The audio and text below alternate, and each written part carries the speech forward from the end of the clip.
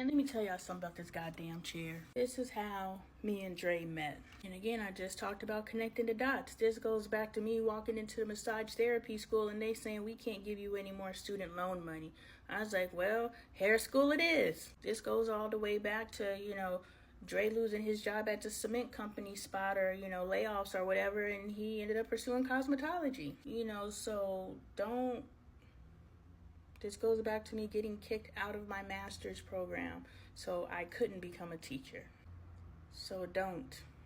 This goes back to Dre's wife walking out on him, making him a single father, making him single. Yes, he eventually got a divorce. Thank God he handled that part. So don't. Count it all joy. Give thanks. Anyway, that damn chair. Look, I was in Miss Gloria's classroom first. I had started cosmetology school before him. And then in walks this, and I guess he gets there. He's more astute than me this day. And he gets there before me. And I walk in and he's sitting in my seat. Everybody knows that the seat in the front on the left is my seat. This dude gonna sit in my chair. And I used to sit in the back. And I really liked his chiseled chin.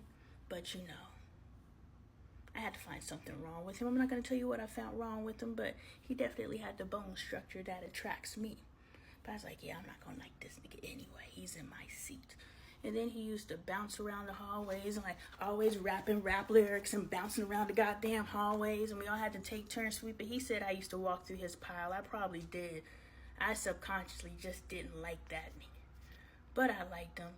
And when he used to have barbecues at his house, I would always go because he bought a pot of greens to the school potluck, and I was hooked on them greens ever since. So every time he had a little situation at his house, I would go eat the grilled chicken and the greens, and then I go home because I wasn't shit. So anyway, when I say me and Dre were friends first, that was our friendship.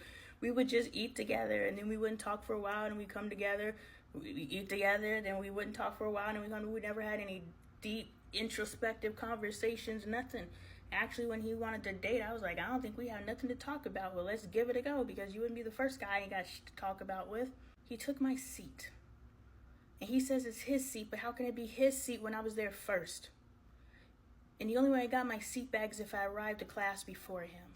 And the kicker is, when our teacher, Miss Glow, paired us with people when they got there, it was the hair tools, it was unboxing day. She paired me and Dre together. And I wrote on the top of his box, Lonnie was here. And he said he kept that box top until he moved out of the house that he lived in at the time. But I wrote, Lonnie was here. And he gave me this little star thing. I wonder if it's in my closet, but he gave me this little star thing that I kept from back then. I didn't know this man was going to end up being my husband. He gave me this. This is from 2010. So don't question nothing. Just go with the flow. If you didn't receive nothing from this story about this man taking my chair, and I still got beef to this day. We've been fighting 400 and still fighting to this day. To this day. To this day. That man was my soulmate. Take the chair, nigga. Take the chair. If it means I find my soulmate, take the motherfucker.